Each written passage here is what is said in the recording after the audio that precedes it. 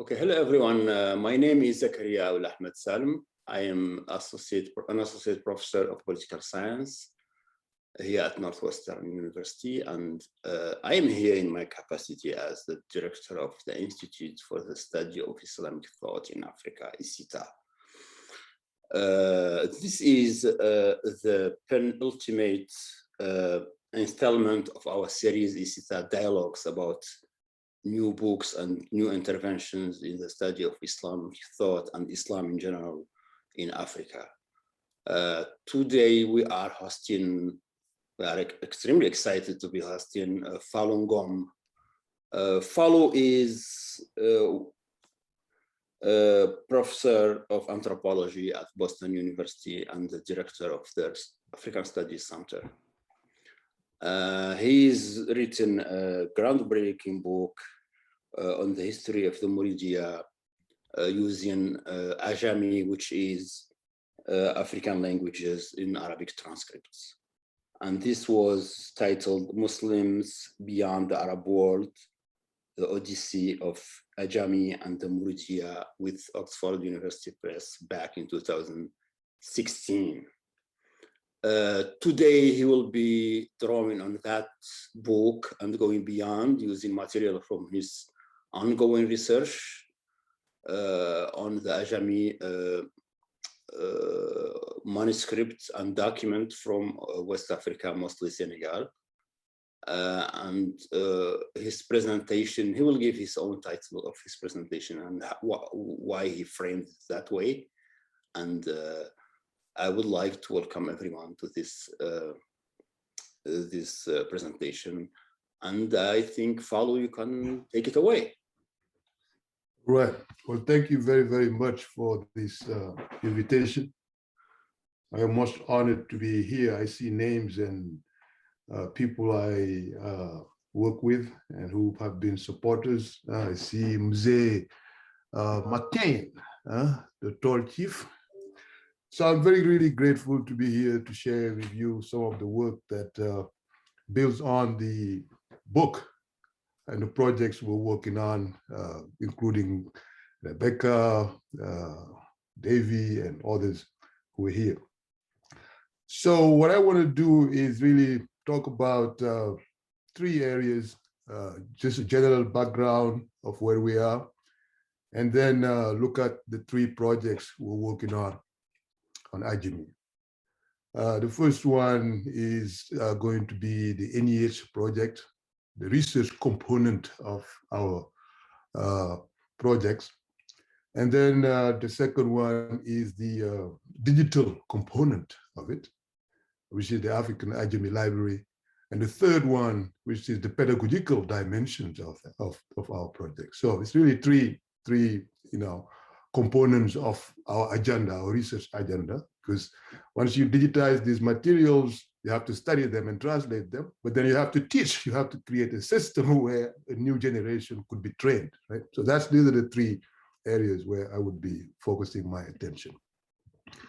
So just as a background, it's important to begin with the title, Ajami Archives of Muslim Africa, their significance in African studies. As many of you know, the emphasis on oral traditions of Africa has really led the neglect of Ajami traditions, an important component of the sources of knowledge about Africa. So I think it's important to complement those oral sources with the new sources in Arabic and Ajami and other non-Arabic based texts in Ge'ez and others. And so what I want to do is really to share with you some of the major problems and how, I'm thinking about addressing them so that the stories and the knowledge we produce about Africa reflect local voices. Clearly, one of the major problems of the neglect of Ajami literature in general is the definition of literacy itself. Right? So literacy is often assumed as the ability to read and write in European languages or the ability to use the Latin script. Yet people have been reading and writing for centuries. right? Not only in Arabic, but in Ajami, but also in other locally invented scripts, okay? So this narrow understanding of literacy, espoused unfortunately by many African governments, international organizations, have resulted in the exclusion of millions of people who are literate in Ajami, who use Ajami not only for religious purposes, but to run their businesses, shopkeepers, herders, farmers. So it's important to include these sources in knowledge production about Africa. Just a general overview of how it works, and this is just a case of Wolof. The principle of Ajami is not different from the principles that gave birth to the Arabic script itself, because the Arabic script itself was modified based on Aramaic script. So in the same way, the Arabic script was resulted from modification of the Aramaic script. The Arabic script itself is being modified by Muslims. Wherever Islam has traveled, it has brought literacy. Right? Dots, I call them the powerful dots because the modifications are always about dots. Okay. It's always about how many dots and where you're going to place the dots to enrich the script. So in Wolof, for example, you have these consonants that do not exist in Arabic. In the Wolof context, they have used the Arabic ba, and they added 3 dots on top for b. Okay, for g, they use the kaf with 3 dots on top. Okay, because it's not standardized, you have variations in text. But again, I want to emphasize that these variations are a problem for outsiders, but not insiders, because insiders are familiar with these variations. And they can predict which consonant is intended. In the same way, somebody who has knowledge of Arabic grammar can predict what vowel is going to happen. And so vocalization may not be needed. Okay. And so it's important to nuance that these variations, although have been emphasized as a problem of inconsistency within Ajami, I think it's important to note that that is a view and a problem for outsiders. It's not really insiders. Okay. So how is it acquired? And what materials do we find in Ajami materials, in Ajami archives? And this is important to give you a sense of what we're missing if we're not incorporating these in our research and teaching about Africa. This is just based on the collections we have at BU. We have about 30,000 manuscripts in 10 collections. When you look at the themes that occur in those archives, we have talismanic protective devices, religious and didactic materials in prose and poetry, translations of works on Islamic metaphysics, jurisprudence, Sufism, translation of the Quran from Arabic into African languages, secular writings such as commercial and administrative record keeping, genealogies, records of important local events, foundations of villages, births, deaths, weddings, biographies, political and social satires, advertisements, road signs, public announcements, speeches, personal correspondences, traditional treatment of illnesses, medicinal plant incantations, history, local customs, ancestral traditions, and texts on astronomy, diplomacy, behavioral codes, and grammar. So we're really missing a lot when we ignore these documents, right? And so it's important that we incorporate these documents in the way we teach about Africa. Okay. Now, how is Ajami acquired? Okay. It's acquired in these Quranic schools where these wooden tablets are used. And these wooden tablets in most of West Africa, they're using the Warsh-based system. And the Warsh-based system is has different features. And let me just see if I can show you. If you look at this wooden tablet, let me see if I could just get out of my PowerPoint and just zoom in it. Excuse me. So if you look at this, you will see features of Warsh here. This is Watini Wazaituni. So this is the Quran. So you will see features of Warsh. For example, can you all see my mouse? Yeah. Can you see the mouse? Yeah. Okay. So this is a kaf with 1 dot. Okay, this is the feature of warsh. This is the fa. The dot is below. Okay, in modern standard Arabic, the fa is one dot above, and the qaf is two dots. Okay, so clearly what happened is that students, this is the first place where they're exposed to the Arabic script as they write this surah, and then they acquire the warsh-based script. And it is that warsh-based script that will then become the basis of the Ajami that they will be using. Okay, so which means in order to be able to read Ajami, you have to know the warsh-based system in our region. Okay, and it is that warsh-based system that is modified to write, Hausa, or Wolof, or Mandinka in general. And you have the Quranic schools work like this. This is a picture from a Quranic school in Casamance. Young kids, boys and girls, acquiring the Arabic script and the Quran. And as they advance, this is a 15-year-old boy who is writing a handwritten copy of the Quran. This is part of the process, the academic training that they receive. And clearly he's writing here one copy without vocalization that he will vocalize. These documents don't have page numbers. This is what represents the following page that comes. It's the first word of the next page. So I call them pointers. In Wolof, they call them join. Okay. So the student will write a complete copy of the Quran, and then it will be vetted.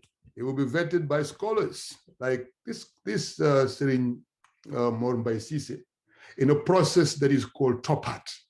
It's really a review process to ensure that no single shadda or no single diacritic is missing.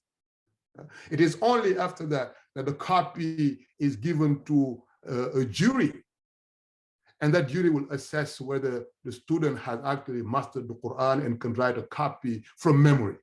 Okay. And then, of course, the celebrations that happen after that, etc. The result is what? Is this. So you have people, therefore, who graduate from these traditional Quranic schools. Not only are they literate, but they have multiple literacies.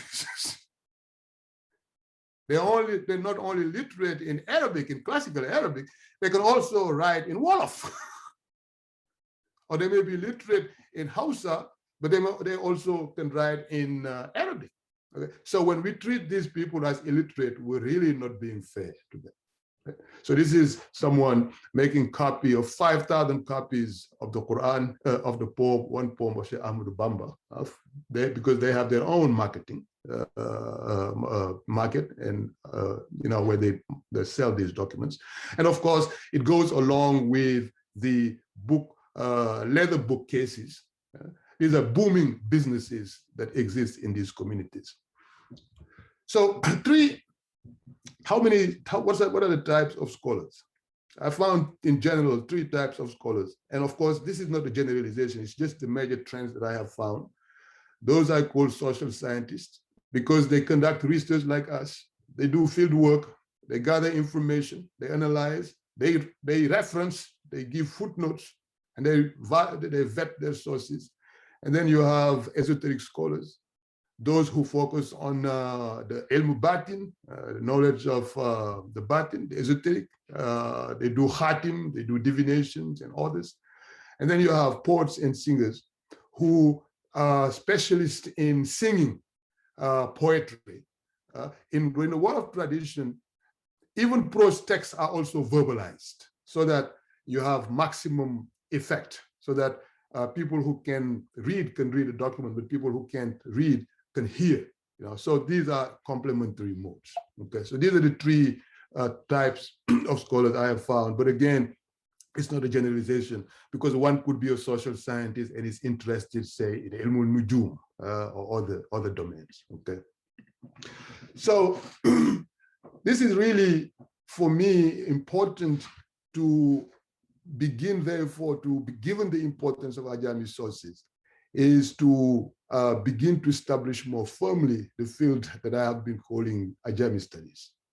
So since 2004, working with colleagues in the US, Africa, Europe, I have focused on this area and have attempted to develop 3 components. The first one is a digital repository of Ajami materials. So to preserve as many Ajami texts as possible and make them freely accessible to scholars, because many of them are disappearing. Okay. The second part is to transcribe, translate, study, and disseminate the content of Ajami materials so that scholars would enrich their work.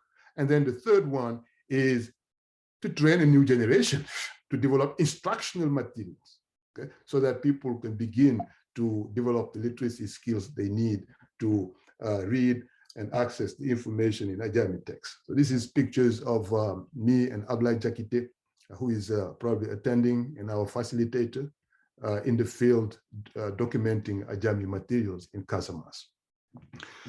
The digital component, we have collected about 10 collections dealing with religious and non-religious subjects written between the 19th and 20th century. Over 32,000 pages of materials exist now in our Ajami collections. And these are the most important ones: Amharic, Dagbanli, Fulfulde, Futajalon, Hausa, Malagasy. This was donated by a colleague from France, Philippe Bojar, Mandinka, Lupe, Wolof, and Yoruba. So let's see, what do the statistics of this component tell us?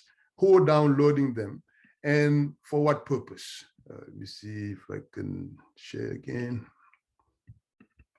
So this is the library, the African Ajami library that we have created. So these are the collections. And here I have to thank Mustafa Kurfi, who has done a lot of work with the Ajami materials from Northern Nigeria, and all the colleagues who have contributed to that. So when you look at the statistics on this page, what we find is that the impact is significant. And you can see the interest that actually people are interested in enriching their research and their teaching with these materials. And so we have over 500,000 people who have downloaded or viewed these materials in different countries. I'm very happy to see that Senegal, Nigeria, African countries are also involved. Okay, but let's look at the most downloaded ones. And I think this is very interesting. It is revealing. If you look at this one, Kunding Musa Maira, that Mustafa Kurfi has collected in Nigeria, it reveals the local preoccupations and local preoccupations that many of us could relate to. Okay, sorry, my page is not loading. Let's see if I can try it again.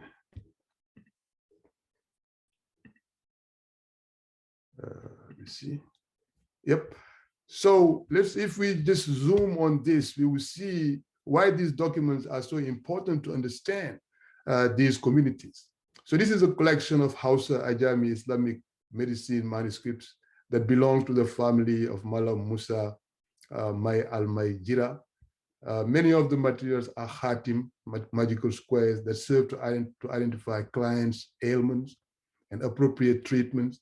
These cover many aspects of human behavior, ranging from love and relationship, winning court cases. This is the one I like the most: healing unidentified ailments, treatment for body pain and aches, and recipes for braveness and popularity. Okay, so you can see how these materials are important. These are the lives of people. Okay? It's not always about religious subject. They document people's actual lives, and for that reason, I think they're very, very important. So here, I think it's important to thank all of these people again that have contributed to this work, including Jakite, Nyang, and all of the people and colleagues, Jim, Professor McCain, Longman, Eric, and Bobakar, Delucia, Jain, really all people who have contributed to this important work, including Davy. This is an example of a poem that we found in our archives that shows the importance of these documents and how they can really help us understand the history of these communities and the belief systems that they have. So this poem is called In the Name of Your Quill and Ink. Clearly, I'm just showing this to show the rhymes. And it's a beautiful poem that celebrates Amadou Bamba and talks about his virtues. And if you're a native speaker of Wolof, when you listen to these poems, you cannot but be moved. Okay, and I think the reason why these poems have been so important is that they combined with recitation, with a musical dimension. Right? And I think it's important to understand these multiple modes through which these communications, these poems are channeled. And I think one of the really most important element that I have found that explains why, how Islam has spread and how some of the messages of the Sufi have spread is that their texts are both read and chanted, right? So that it has maximum effect to reach the masses. And these songs are very, very beautiful. So let me just give you an example here.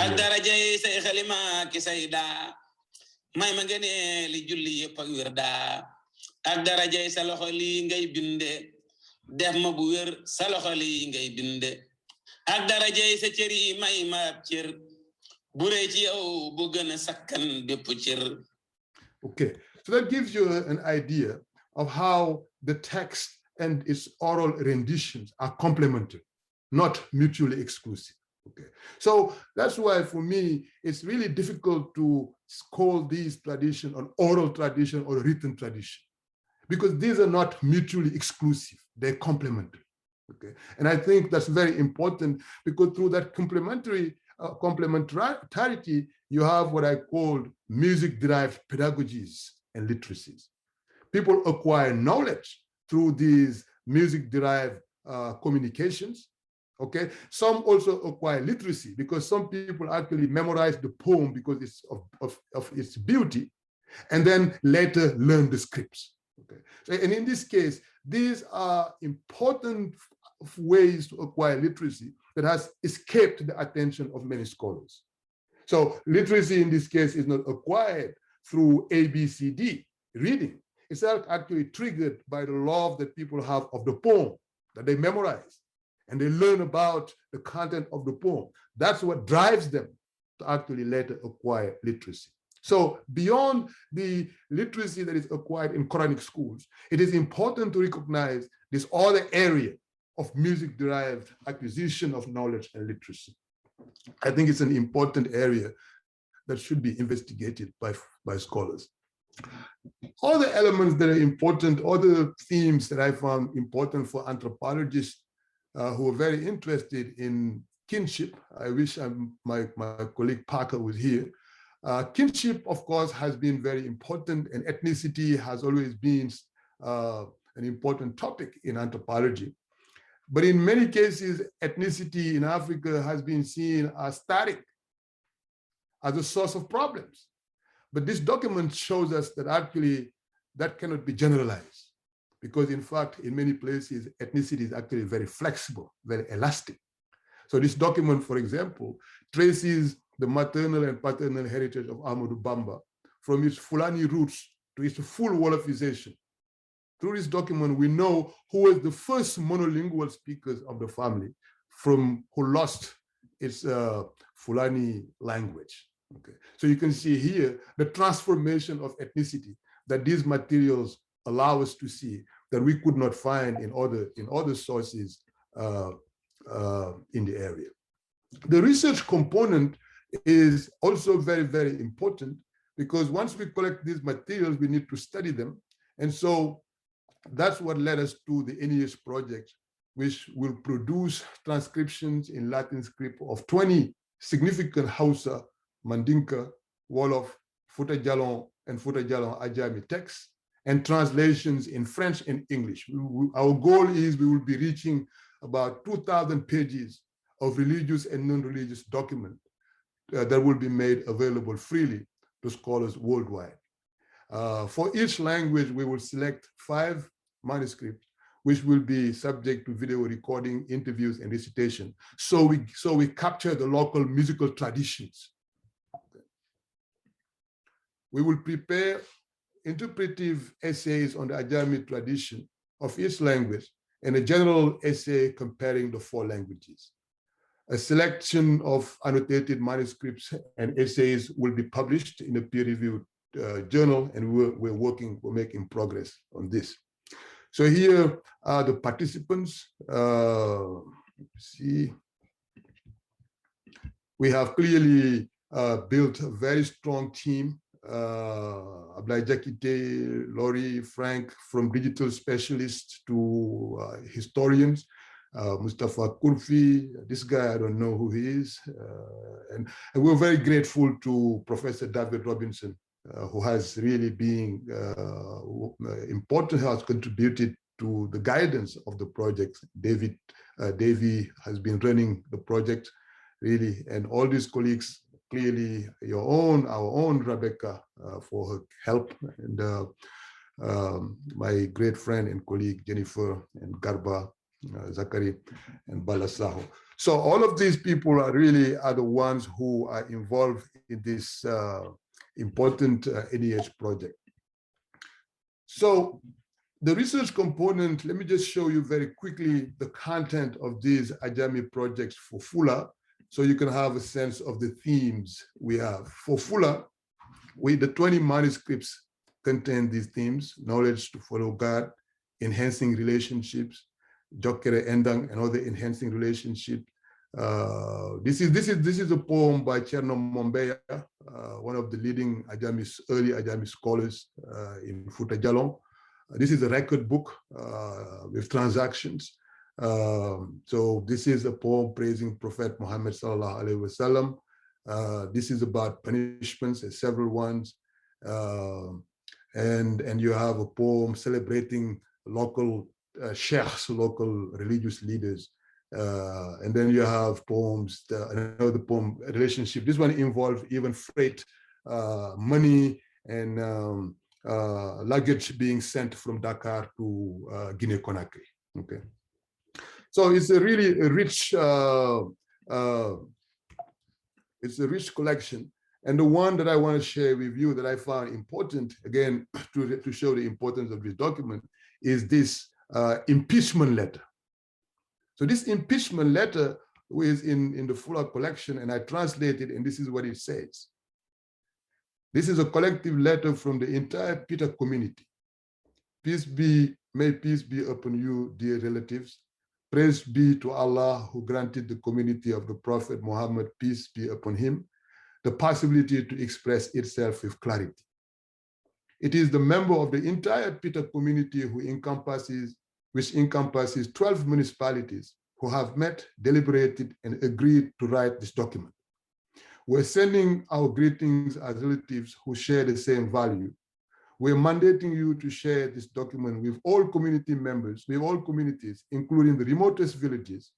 Mr. EO, so I abbreviated the name, Mr. EO, for anonymity, I abbreviated the name, son of Mr. ESP, has been self-excluded from the Peter community, both from men and women. Therefore, all the members of the Peter community, which consists of 12 municipalities, who have met and agreed unanimously declare that they no longer want Mr. EO as their leader. Do not invite him to any event, and do not let him attend any event within Peter. Anyone who invites him to an event shall be treated as a non-member of Peter, whether young, old, or man or woman. And then they give the reason. Okay, the reason for his impeachment is that he took a firearm and intentionally shot someone unjustly. As written in the Quran, no believer should kill another believer if it is not by error. Anyone who intentionally kills a believer is doomed to hellfire and shall receive the wrath of Allah and be cursed for eternity. Furthermore, and this is an important one, on the day of Tabaski, Eid al-Adha, this year, in 1994, when the entire Peter community gathered from the Eid prayer at the usual place, Mr. EO came and refused to sit at his assigned place. He got up and went to sit at a different place and required that the minbar, which is the pulpit of the mosque, be brought to him. As a result, many people left and refused to pray Eid there in protest. We hereby inform you about his bad actions. There are many that we have not told you.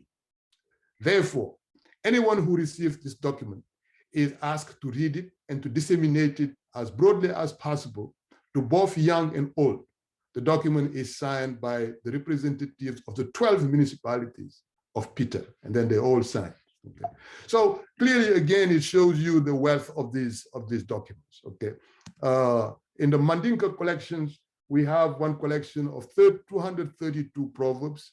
Okay. I'm not going to go through the list, and I just selected a few of them for this talk. One of the proverbs say,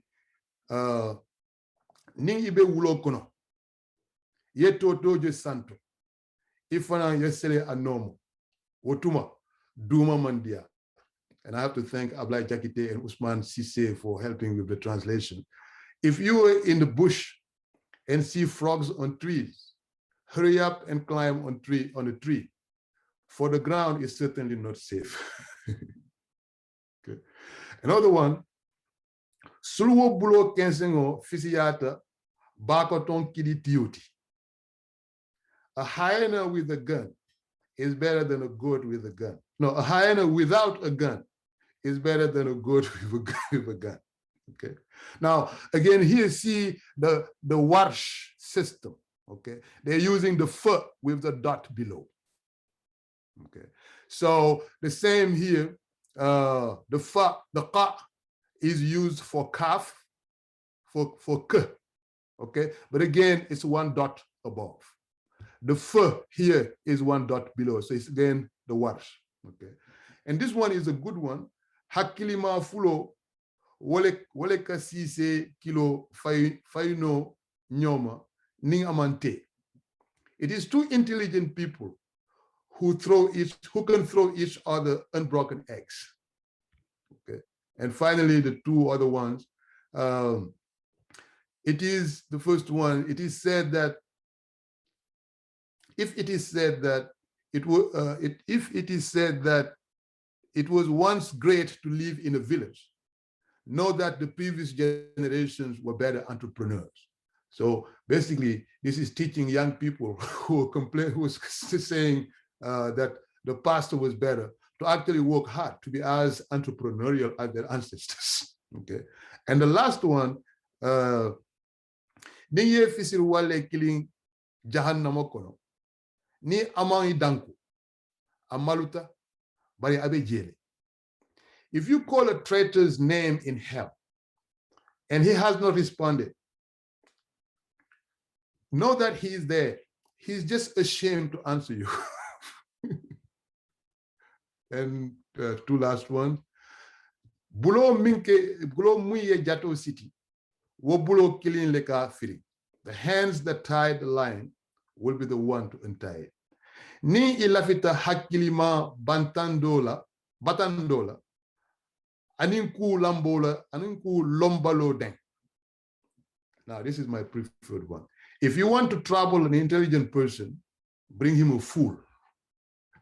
Okay. So you can see the wealth of information in these manuscripts. And this is a collection that we found by this Imam. Again, that's why I said the social scientist or the esoteric scholar or the poet, they can overlap.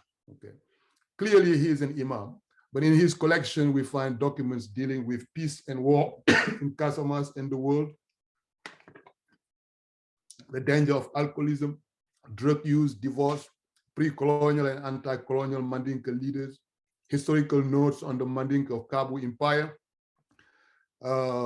notes on the decolonization war in Guinea-Bissau, including the information about the PAIGC, the arrival of the Portuguese in Guinea-Bissau and southern Senegal in the 15th century, the founding of the Kombo Gunjur in the Gambia, and a work song. So you can see, again, the wealth of information that we have in these manuscripts. this manuscript is interesting because it brings together multiple layers of literacy, right, which is important to understand the importance of education and the kind of knowledge that exists in these communities. So these documents can be very long. This is over 100 pages, right? The document is written in Arabic, clearly it's a poem, right? And every single word is commented, right? Sometimes the comments could be in Mandinka, other times it could be in Soninke, okay? And other times it could be in Arabic. What it really means is that the people who are producing these documents have access to these multiple languages, both in terms of fluency, but also in terms of literacy, okay? And sometimes generations can add their own comments. As you can see, the blue pen here is a recent additions, okay? So I think it's really unfair to treat these people as illiterate, you know, because when they produce such important multilingual texts, okay?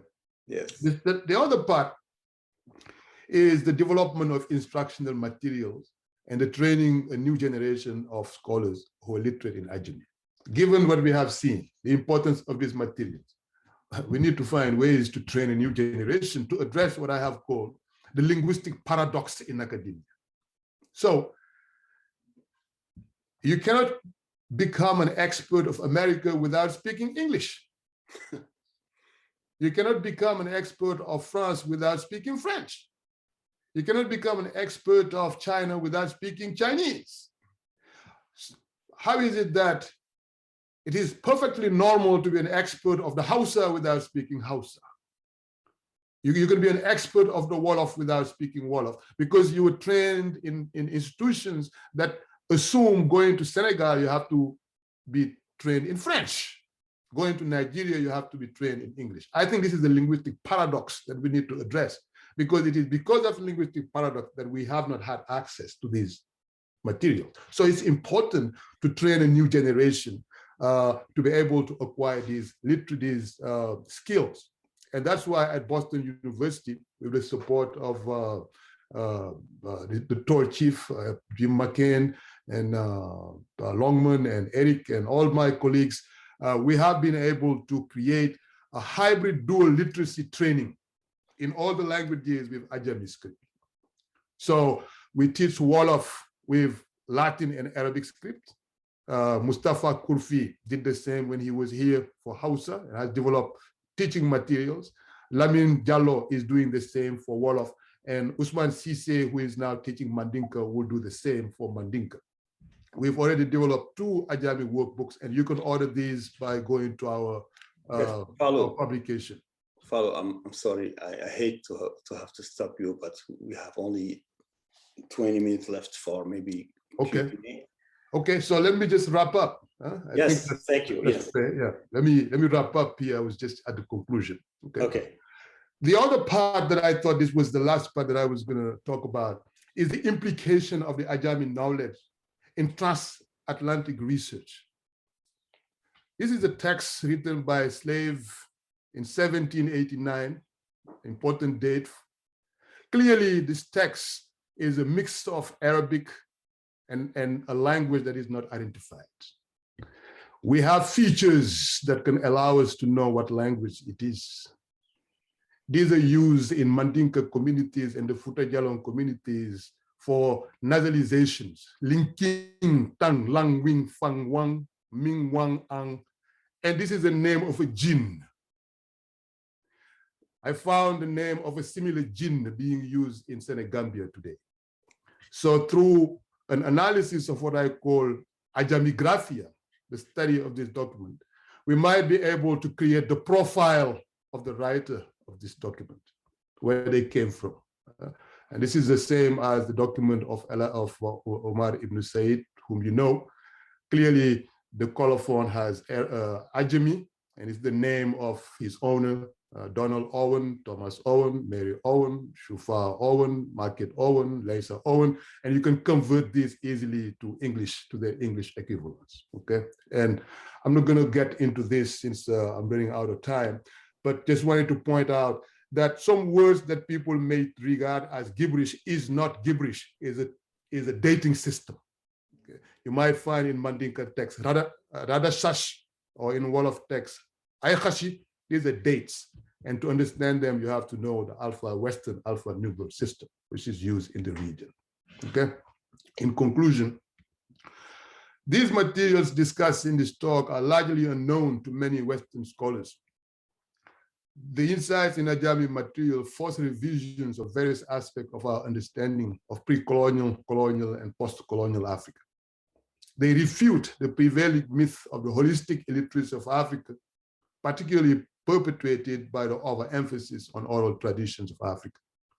Ajami texts bring new resources essential to research, teaching on people of African descent, their histories and belief systems, and enable us to see the world and hear unfiltered voices of both ordinary and learned Africans never heard before.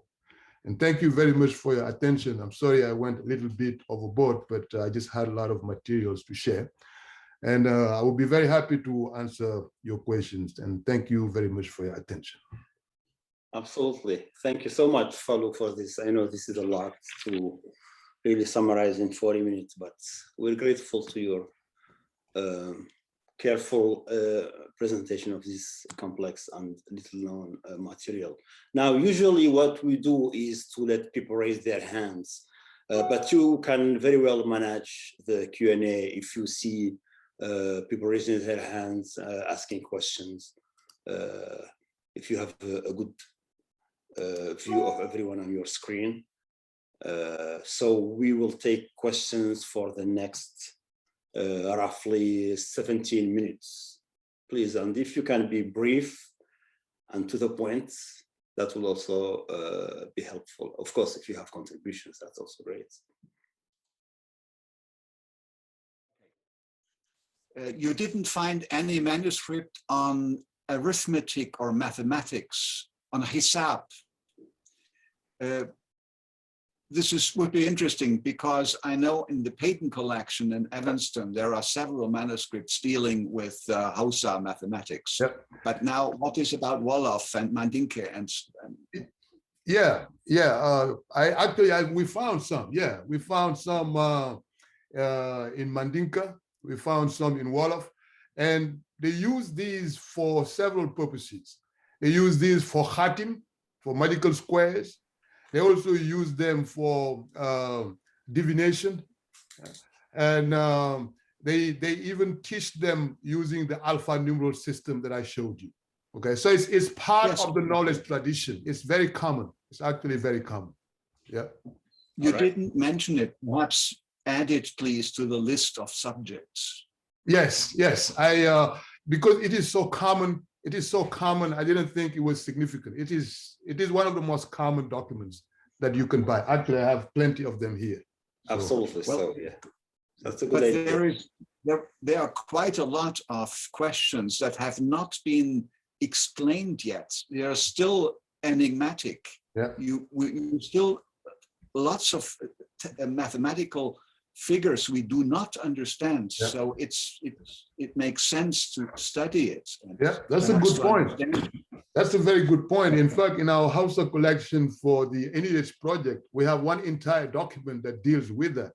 And my colleague Jennifer Yanko and Mustafa Kurfi have been translating them and transcribing them. So we might have a rich collection of one manuscript in our the product of the Ajami, the NEH project that will be made free. So, but that's a good point. Thank you. Thank you. Next question. Do we have another question? Okay. I see a question here from Professor Al Roberts. Excellent. You can answer it right away. Okay. This is one of my source of inspirations too. Says, I hope someday that a young art-oriented scholar will study bookbinding, yep, and ways to the designs of cover. Yes, I think that's an important area because the production of these documents go hand in hand with leather bookbinding and artistic decorations, colors. And I think that would be a very important area for someone to study. So thank you very much. That's a good point. All right, I think our friend Thiago Mota is reconnected now. Okay. Yeah, can you listen to me? Yes, Yeah, we can hear you. Okay, thank you. Hi, everybody, Professor Ngom. I'm Thiago Mota, I'm professor of African history in Brazil. And I have been, yes, and I have been working on the early process of Islamic expansion in Greater Senegambia, connecting European sources to oral traditions from the Gambia archives, mostly, and some research I've done in Senegal. And my question is, what are the oldest manuscript you have found? Because I'm a little familiar with your production, and the themes in your research are older many times than the manuscript itself. And I have found some information into Portuguese sources about inscriptions, about reading, learning in Wolof, but descriptions, but not the document itself. So okay, great. No, that's a good question. In Senegambia, the oldest document that I have found for Wolof is 1817.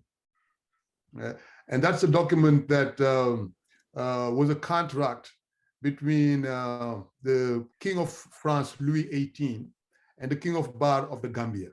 And that document is actually available in one of my publications. If you send me an email, I will send you the article. On the Mandinka, we have found, based on the watermarks on one document, that document was produced in 1822. So if you take the document and you put it under the sun, you will see the watermark. And that shows that the document was actually an English document by the company called Graham. And the paper itself was produced in 1822. Okay, so those are the two oldest documents I have found in the region, right? But we have digitized a copy of the Quran, a very old copy of the Quran. The owners tell us that it's transferred from family to family, that it dates to the 17th century, but I haven't been able to vet that. Okay, so I think the result of the reason some of these oldest ones might be lost is because of preservation. Preservation issues. Okay, the ones that are best preserved are usually wrapped up in a lion's skin. The Quran, for example, we had in among the Mandinka was covered with a lion's skin. There's another one, I think, with a gazelle skin. It depends on the way they preserve them. In terms of the themes, in fact, I am also a big fan of the work and the manuscripts produced by enslaved Africans in Brazil, especially related to the Malay rebellion in Bahia. Okay, the themes are very similar. In fact, what's interesting, for example, the use of the batin, the use of the esoteric knowledge in the spiritual struggle, like the use of the jinns and the incantations. I found similar names in Senegambia being used. Wow. In fact, I had a goosebump when I was in Casamance with one of my colleagues. I'm sure he is online here, Ablaye Jakite. We found a similar copy of a document that we found in America, in the stacks here of Harvard, of the same jinn. Of course, because in their worldview, these jinns transcend time and space, and they live over 3,000 years. So it makes sense that it's the same, they're using the same epistemology. And so my biggest interest moving forward is actually how do we study these continuities, right? The epistemological continuities using Ajami knowledge, because in many of these cases, you might find a document, a word that is actually a date or a name of a jinn, but you have to know the community where it came from, right? To be able to understand it. Otherwise, you treat it as gibberish. And I think it's just really an open area of research. I'm really very glad that you were looking into these connections. So thank you very much. All right. I see one hand raised, but I think it's one of your colleagues from Boston University, right? David Ojima. I can't see the person. Guilty as charged. That's the maestro. Okay.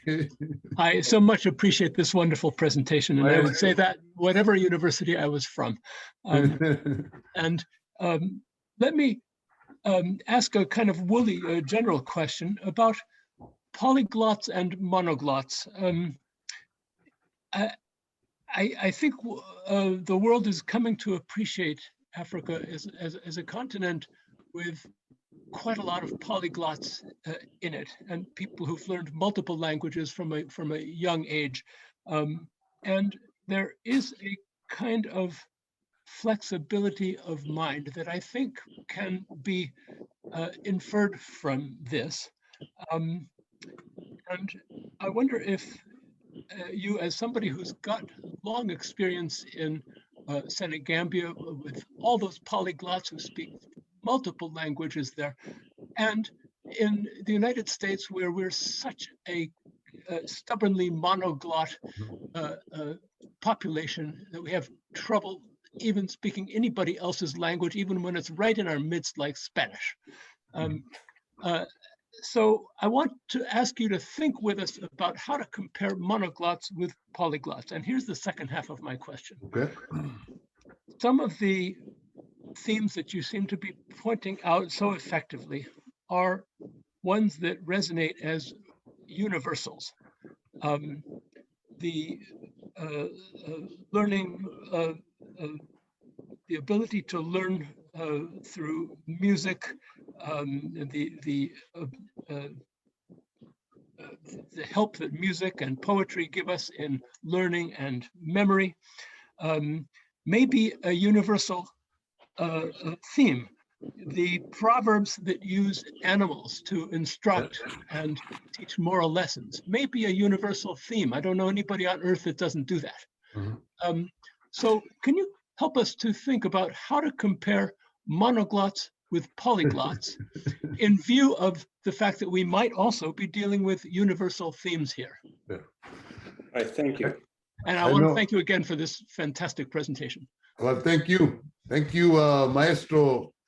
You deserve your title very well, because your questions are always the toughest ones to answer. But they're the ones that I can't answer either. Well, thank you very much. I think you raised important issues here on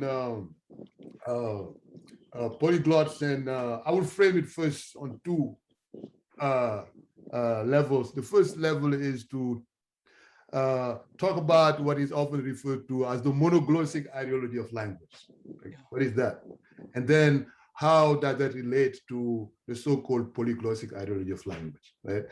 So in some cultures, in some traditions, although diversity, even in monolingual communities, even those monolingual communities are actually diverse, right? Because you may be speaking English, but you're from Texas, or you're from New England, and you're from, so we have internal variations within those monolingual communities. So homogeneity is actually doesn't exist, right? Dialectical differences. Yes. So dialectal differences, sociolectal differences, right? But even within that, you have a general belief among some people who think that one should be speaking only in one particular way, right? Yes. And those are clearly driven by ideological reasons, yes. Political reasons, or religious reasons, or some people who may think that God only speaks one language and not the other language. Right? I'll pick up on that in a moment if you'll allow me. Okay. Yeah. But that contrasts with the view that is more dominant in Senegambia, and the view I call the polyglossic ideology of language. Yes. So many of these malams, many of these teachers, Mandinka or Wolof, they do not see God as being monolingual. Sure. They see God as being polyglot. In fact, many of them, when they pray for you, depending on the prayer, they may decide to use Arabic, or they may decide to use Wolof or Mandinka, etc., because they see these languages as complementary. Okay, so that brings me to the issue of the universals that you raised. Okay, clearly there are elements that are critical in language learning across cultures. Hearing is one of them, right? Seeing is one of them. But the reason why I emphasize the hearing dimension as a source of literacy is that with respect to Africa, particularly African traditions where music has been central in teaching, right? that pedagogy has not only been limited to teaching knowledge, but it's also generating literacy. Yes. And that literacy has been missed. Yes. So because we have always assumed that literacy is acquired through the Quranic school only, or is acquired through the, the French school or the English school. But in this case, we're seeing that that universal that you were talking about is actually generating its own form of written literacy that we did not know about. And what's so interesting, and I'm glad you brought this up, is actually now moving to digital space. Yeah. So now, for example, these Qasaids, whether in Wolof or Mandinka or Hausa, they're also being chanted and time aligned with the text. So that now people in the diaspora are now able to see the text and to listen to its recitation gradually. Basically, what happened in the rural village when people used to walk and sing around trees or ring circles has now been moved in digital space.